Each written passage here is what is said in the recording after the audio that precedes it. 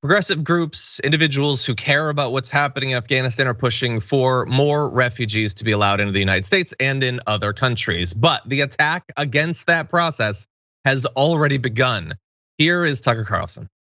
The people who made the Afghan occupation possible would like to see a lot more of our southern border, much more unrestrained immigration to the US. Bring in the refugees, they're screaming tonight.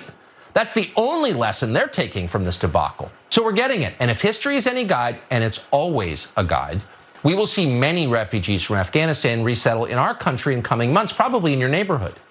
And over the next decade, that number may swell to the millions. So first we invade, and then we're invaded. It is always the same. We'll be spending a lot more time on that subject in coming weeks because it matters.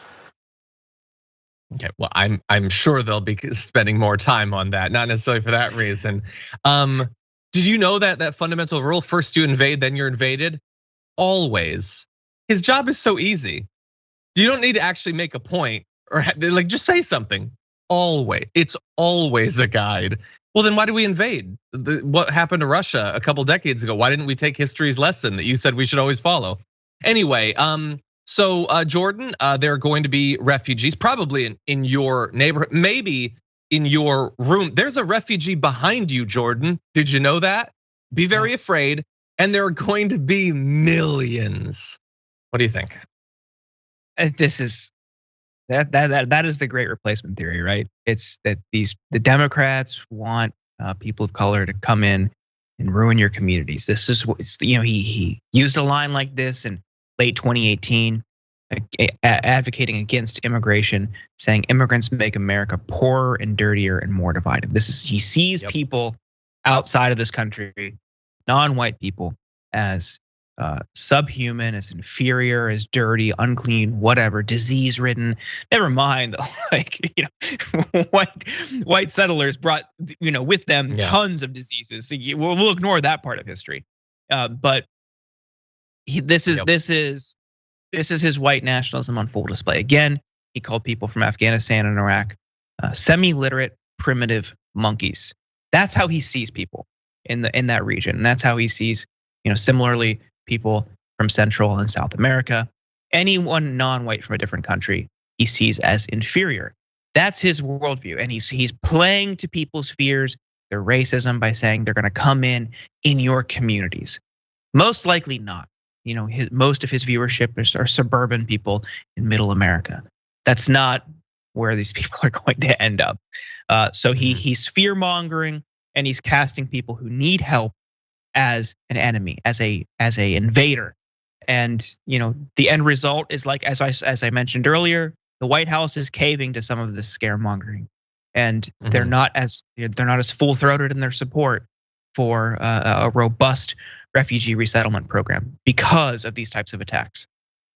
Yeah, I saw that the Congressional Progressive Caucus put out a statement. I know people like Representative Ilhan Omar have been pushing for more refugees. But yeah, I think we should be very worried about what the Biden administration is going to do.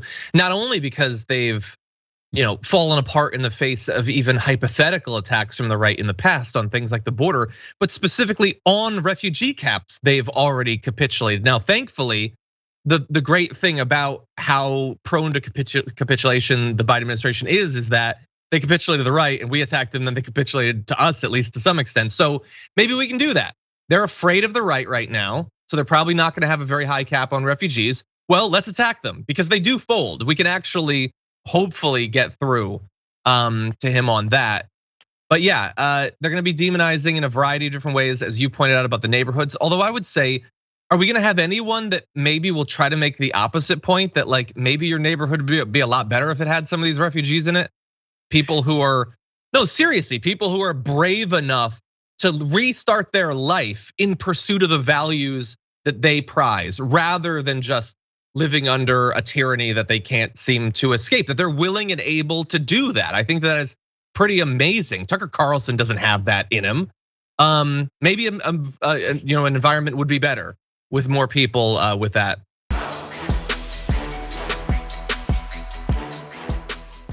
Check out the Damage Report podcast each day, wherever you get your podcasts, whether Pocket Casts or Stitcher or iTunes. You can join me as I give you the news and stories you want, with a range of co-hosts and interview guests jumping in on the fun each day. Again, that's the Damage Report, wherever you get your podcasts. And if you get them at iTunes, don't forget to rate and review. Sometimes I'll read them live on the show.